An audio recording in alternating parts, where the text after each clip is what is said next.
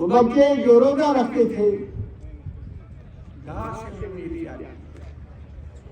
حالات اس کا ہم تو کچھ نہیں کر سکتے، البتہ ایک بات ضرور کر سکتے ہیں، اپنے اللہ تعالیٰ سے دعا کر سکتے ہیں، کیونکہ وہاں پر ہمارا قبلہ اول ہے جسے مسجد اقصیٰ بھی کہا جاتا ہے، اور ابتدائی 10 سال جناب محمد رسول اللہ صلی اللہ علیہ وسلم نے قبلہ اول کی طرف بجائے کعبہ کے آپ نے بیت المقدس کی طرف نماز پڑھی، اور اس کے بعد تحلیل قبلہ ہوا، اب قبلہ جو ہے خانہ کعبہ مقرر ہوا۔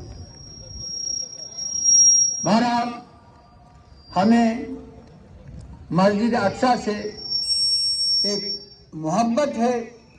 سبحان الذی اسریٰ بعبدہ لیلا من المسجد الحرام الی المسجد الاقصیٰ الذی بارکنا حولہ لنریہ من آیاتنا انہ هو السمیع البصیر۔ سبحان الذی، پاک ہے وہ ذات، الذی بارک لنا، نہیں، سبحان الذی اسریٰ بعبدہ، پاک ہے وہ ذات جس نے سیر کرایا اپنے بندے خاص کو، یعنی محمد رسول اللہ صلی اللہ علیہ وسلم کو، من المسجد الحرام، خانہ کعبہ کو مسجد حرام بھی کہتے ہیں۔ بہت سارے لوگ کیونکہ حلال حرام کا ہمیں ذہن میں ہے کہ حضرت اس کو حرام کیوں کہتے ہیں، یہ حرمت والی جگہ ہے، متبرک قبلہ ہے، تو من المسجد الحرام الی غراب کے ذریعے سے، اور حضور کو غراب کے ذریعے پیغمبر ہیں، اور اس کے بعد اللہ تعالیٰ مسجد اقصیٰ کے بارے میں الذی بارکنا حولہ، یہ مسجد ہے جس کے گرد و نواح میں ارد گرد جو ہے اللہ تعالیٰ نے برکت عطا فرمائی ہے، لنریہ من آیاتنا، تاکہ اللہ تعالیٰ اپنے آیات آپ کو ظاہر کرے، آپ کو بتا دے، انہ هو السمیع البصیر، بے شک اللہ تعالیٰ سننے والا بھی ہے اور دیکھنے والا بھی ہے۔ بہرحال وقت کی قلت ہے، پارلیمنٹ میں ہم پاس کریں گے، لہذا کیونکہ ہم مسلمان ہیں، جس طرح سے پہلے بھی کوشش ہوئی کہ تمام مذاہب کو، جسے جوائنٹ سول کوڈ کہا جاتا ہے، اسی کے حساب سے رکھیں۔ اس وقت بھی مسلمان عالم نے، نہ صرف یہاں اس ملک کے لوگوں نے بلکہ مسلمان عالم نے اس پر شور اٹھایا۔ آج بھی ہم اس بل کے خلاف ہیں، کیونکہ اس بل میں ہمارے حقوق سلب ہو جاتے ہیں، جبکہ آئین ہند ہمیں اس بات کی ضمانت دیتا ہے کہ ہر مذہب والوں کو اپنے مذہب پر اپنے مذہبی حقوق پورے کرنے ہوں گے، اور وہ ان کا آئینی حق ہوگا۔ تو اس حساب سے میں آپ تمام حضرات سے اس بات کی تائید دوں گا کہ یہ جو وقف بل پارلیمنٹ میں یہ پیش کرنے جا رہے ہیں، اس نمائندہ اجتماع میں ایک دفعہ پھر سنیے، یہ جو وقف بل پارلیمنٹ میں لایا جا رہا ہے گورنمنٹ آف انڈیا کی طرف سے لایا گیا ہے، تو اس کے خلاف ہم اس مقدس اجتماع میں پرزور الفاظ میں مذمت کرتے ہیں، ہمیں یہ منظور نہیں ہے۔ کیا آپ اس کی تائید کرتے ہیں؟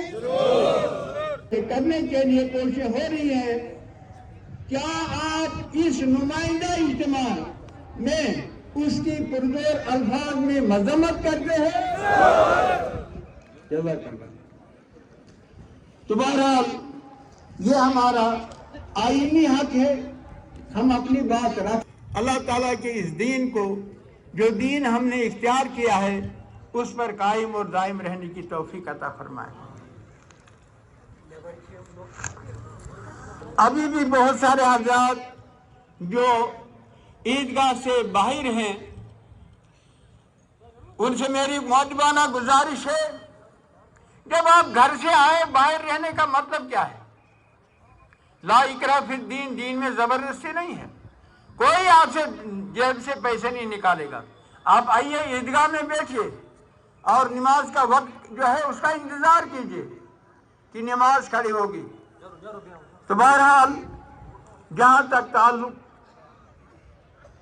ملت کا ہے، ملت کے بہت سارے حضرات ایسے ہیں جو بیمار ہیں. ہم نے ان کے لیے بھی دعا کرنی ہے. ہماری رشتہ داری میں ڈاکٹر ناہیدہ جی ہیں، وہ اس وقت بیمار ہیں. اللہ تعالیٰ انہیں شفا یاب فرمائے. تنویر صاحب منٹو بھی بیمار ہیں، اللہ تعالیٰ ان کو بھی شفا یاب فرمائے. جتنے بھی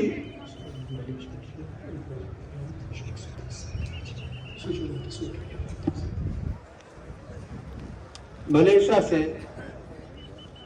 ان کے سسر جو ہیں وہ بیمار ہیں، 110 سال ان کی ایج ہے. سب میں نے ایک دفعہ دیکھا ہے ان کو، تو بہرحال وہ بھی بیمار ہیں. اللہ ان کو بھی شفا یابی نصیب فرمائے. اب 7 لوگوں کے نام بتانا یہاں سے ممکن نہیں ہے. اللہ کے دربار میں عاجلہ نصیب فرما، شفا دائمہ نصیب فرما. ادھر سے آواز آ رہی ہے تم سکارا اے مومنو. یہ آج اس پریڈ گراؤنڈ کے اشتراک میں عید الفطر منائی جا رہی ہے. پورا ایک ماہ شیام کا گزرنے کے بعد آج لاکھوں کی تعداد میں یہاں لوگ جمع ہیں اور 9:45 بجے نماز ہونے جا رہی ہے. اللہ تعالیٰ کرے کہ ہماری دعائیں قبول ہو، ہماری نمازیں قبول ہو، ہماری تراویح قبول ہو، ہمارے صحیح قرآن پاک پر. اس مجلس میں آج امام صاحب نے پورے کشتواڑ میں لاکھوں کی تعداد میں لوگوں نے آج اس کی مذمت. پھر اس کے لیے حکم یہ ہے کہ وہ دوسرے ایام میں روزہ رکھے.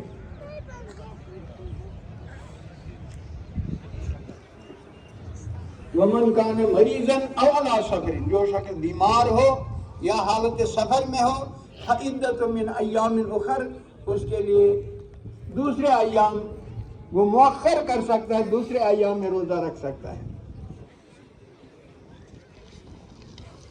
یہاں ایک مسئلہ عرض کرنا ضروری سمجھتا ہوں. جو شخص 90+ ہو، 90 سے تجاوز کر گیا ہو اور اسے فقہ کی زبان میں شیخ فانی کہا جاتا ہے. شیخ کہتے ہیں یوں بھی بزرگ کو، شیخ عالم کو بھی کہتے ہیں. تو یعنی جو روزہ رکھنے پر قادر نہ ہو اس کے لیے حکم یہ ہے کہ وہ نہیں چاہتا. واللہ لیس ظلام للعبید، اللہ تعالیٰ بندوں پر ظالم نہیں ہے، بلکہ لہذا اللہ کو منظور ہے یہ کس قسم کا بیمار ہے. اللہ تعالیٰ کو معلوم ہے یہ کس قسم کا بیمار ہے. کسی کی انگلی میں خراش آ جاتی ہے وہ بھی زخمی ہے، لیکن نماز اس کی ہے، روزہ اس کے لیے مانی نہیں ہے. تھوڑی سی تکلیف ہے، ہلکا سا بخار ہے، وہ روزہ ہی چھوڑ